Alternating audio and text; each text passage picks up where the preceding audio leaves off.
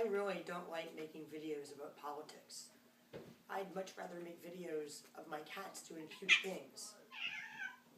And that's not because of the nasty comments I receive on my videos about politics. Nasty comments like this one are part of being a YouTuber. Nor is it because I'm just a crazy cat lady. Like this person called me, yet again in the comment section of one of my anti-Donald Trump videos. The real truth is, politics is an upsetting topic that I just really don't want to talk about or even read about. But when people don't realize what's really going on and they're getting scammed by lying politicians, I feel that it's my moral duty to explain to people what's really going on and to explain to you how to tell when politicians like Donald Trump are lying. Because Donald Trump lies all the time. And if you can't tell when he's lying or telling the truth, you might be in trouble. You might be in danger of believing one of his lies and doing something that you shouldn't do because of it. So in this video, I'm going to show two examples. One example will be Donald Trump telling the truth, and the second example will be Donald Trump telling a lie. And after you watch this video, you will always be able to tell if Donald Trump is lying or telling the truth from the way he talks, from his facial expressions, and from his body language. So here's example number one, Donald Trump telling the truth. This is an interview with Donald Trump on 9/11/2001. And getting information to you as fast as we possibly can and making sure that it's accurate at the same time. So Donald Trump is on the line. We know him as the man behind lots of real estate in Manhattan. And, of course, Donald, I understand you were actually a witness to what happened this morning. Well, I have a window that looks directly at the World Trade Center, and I saw this huge explosion. I was with a group of people, and I really couldn't even believe it. All right, I'm not going to play this full interview. Instead, I'm going to go to another tab.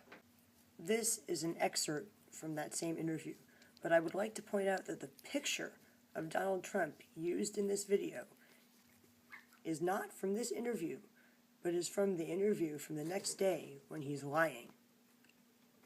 Just listen to what he says.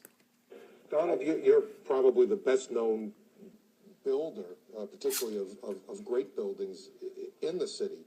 There's a great deal of question about whether or not the damage and the ultimate destruction of the buildings was caused by the airplanes, by architectural defect, or possibly by bombs or aftershocks. Do you have any thoughts on that? Well, it was an architectural defect. You know, the World Trade Center was always known as a very, very strong building. Don't forget, that took a big bomb in the basement. Now, the basement is the most vulnerable place because that's your foundation, and it withstood that. And I got to see that area about 3 or 4 days after it took place because one of my structural engineers actually took me for a tour because he did the building. And I said, I can't believe it. The building was standing solid, and half of the columns were blown out. I mean, so this was an unbelievably powerful building.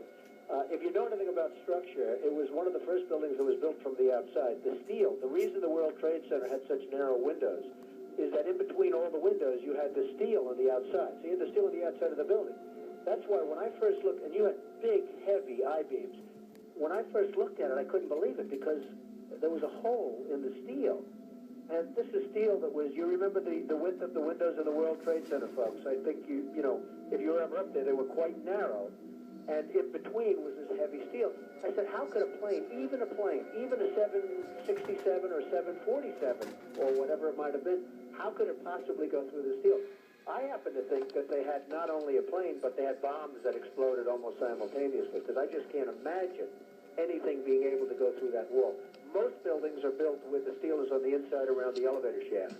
This one was built from the outside, which is the strongest structure you can have, and it was almost just like a can of soup. You know, Donald, we were looking at pictures all morning long of that plane coming into building number 2, and when you see that approach the far side, and then all of a sudden, within a matter of a millisecond, the explosion pops out the other side. Right.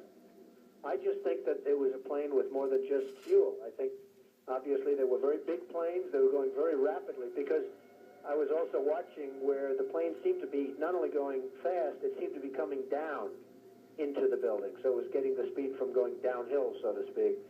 It just seemed to me that to do that kind of destruction is even more than a big plane, because you're talking about taking out steel, the heaviest caliber steel that was used on a building. And these buildings were rock solid. And, it's just an amazing thing.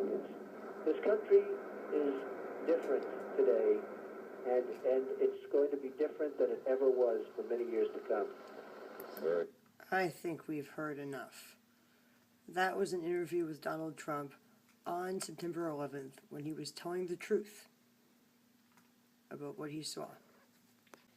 Now I'm going to show a video from 2 days after 9/11 when Donald Trump has changed his story and he's now lying. A lot of people ask, how is it possible that a Boeing plane would be able to destroy or two planes would be able to destroy the Twin Towers? Because they were constructed to withstand like a 707 attack. Well, it's tremendous power and tremendous heat, and people were willing to die, and when they're willing to die and when they're willing to become kamikazes of a sense, there's very little you can do about it. I mean, the heat and the power, actually it was amazing that the initial jolts didn't jar the building as much as people would have thought.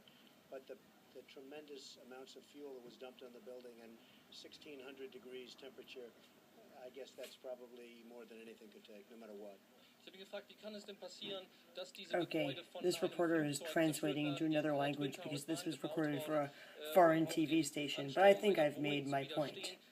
If you don't immediately see what's wrong with what Donald Trump was saying there, just think about it. There's this. How could it possibly go through the steel? I happen to think that they had not only a plane, but they had bombs that exploded almost simultaneously, because I just can't imagine anything being able to go through that wall. Versus this. How is it possible that a Boeing plane would be able to destroy or two planes would be able to destroy the Twin Towers? Because they were constructed to withstand like a 707 attack. Well, it's tremendous power and tremendous heat. In the first video clip, filmed on September 11th, he was talking about how powerful the buildings were. In this video clip, he's talking about how powerful the planes were and how weak the buildings were. And then he goes on to say this, to justify how the people were able to do it. And people were willing to die, and when they're willing to die and when they're willing to become kamikazes of a sense, there's very little you can do about it. I mean, the heat and the power, actually it was amazing that That's it, folks. When somebody is willing to die, there is very little that you can do about it. That's what he said. That was his explanation. Basically that they had really powerful feelings, and that gave them real physical power. That's nonsense. As this very long, almost 5-hour-long documentary that I am definitely not going to show in its entirety explains, the airplanes were not only exceeding their maximum speed by several hundred miles per hour, but they were doing moves that a pilot probably would not have been able to make airplanes do. I'll play a little bit of it right now just to give you a general idea of what I'm talking about, but I highly recommend that you watch the entire documentary on your own time. But this is hardly what happened on September 11th. Dave Montiglia is the air traffic controller who followed the hijacking of United 175. Now as I'm watching, United 175 makes a hard left-hand turn and starts climbing. Not only did he make a sharp turn, but he also climbed 3,000 feet in a matter of approximately 1 minute, which is a very fast rate of climb. This is something that we have never seen before. After the sudden ascent, the plane started a breathtaking descent toward the ground. We were counting down the altitudes, and they were descending right at the end at 10,000 feet per minute. That is absolutely unheard of for a commercial Judd, this is certainly not the way the automatic pilot would have taken you to Kennedy Airport. It is unbelievable for the passengers in the back to withstand that type of force as they're descending. They're actually nosing the airplane down and doing what I would call a power dive. At 9:01 a.m., United 175 is hurtling at more than 400 miles per hour toward the Statue of Liberty at New York Harbor. One of the controllers started counting out the altitudes, and he says, oh my God, he's going down at 8,000 feet a minute. Now it's 10,000 feet a minute. And he counted off 8, 6, 4, and he says, my God, he's in the ground on the next hit. But he was not. According to the official version, Marwan al-Sheikhi, a 23-year-old who has never flown a jet before in his life, levels the course, visually identifies the target, and performs a spectacular banking maneuver that brings the 767 to hit the South Tower under the world's astonished eyes. All right, I think we've gotten the idea. And we don't need to watch this again. The point is that powerful emotions, even powerful enough to give you a willingness to die, do not translate into real physical power. Especially not enough physical power to defy the laws of physics, which is basically what the reporter is saying happened, and what Donald Trump said happened 2 days earlier. So what changed? What changed between September 11th and September 13th? What changed between the first interview when Donald Trump told the truth and the second interview where he told what later became the official version of the story?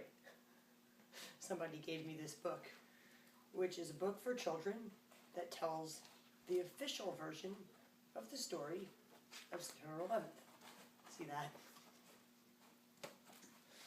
This is trash because it's not true. And Donald Trump knew that. So why, when he originally told the truth, did he start to tell the official story and not the truth 2 days later? Maybe it's because he's good friends with Larry Silverstein, the owner of the Twin Towers on 9/11. And in between the first interview and the second interview, he found out his friend was partly responsible for what happened, and then he decided to cover for him. Which is what the official story is. The official conspiracy theory is a cover story to protect the real criminals. And if you don't know anything about that, you should watch some really good videos. Just search for the word 9/11 truth.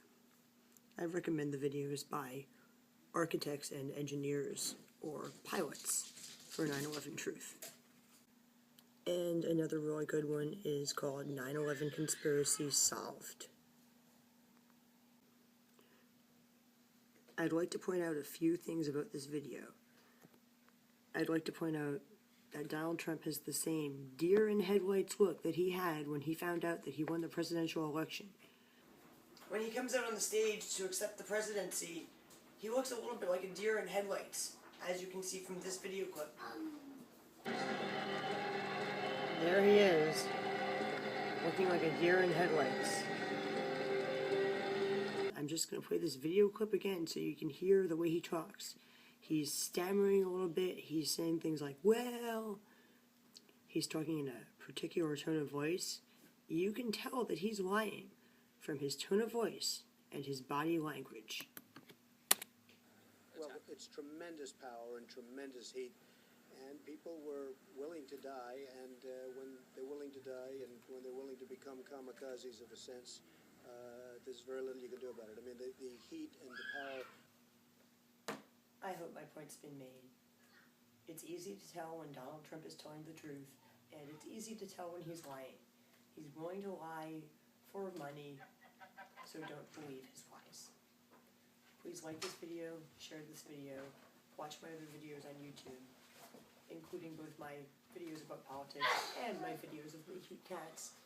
And if you'd like to see more videos of any kind, please subscribe to my YouTube channel.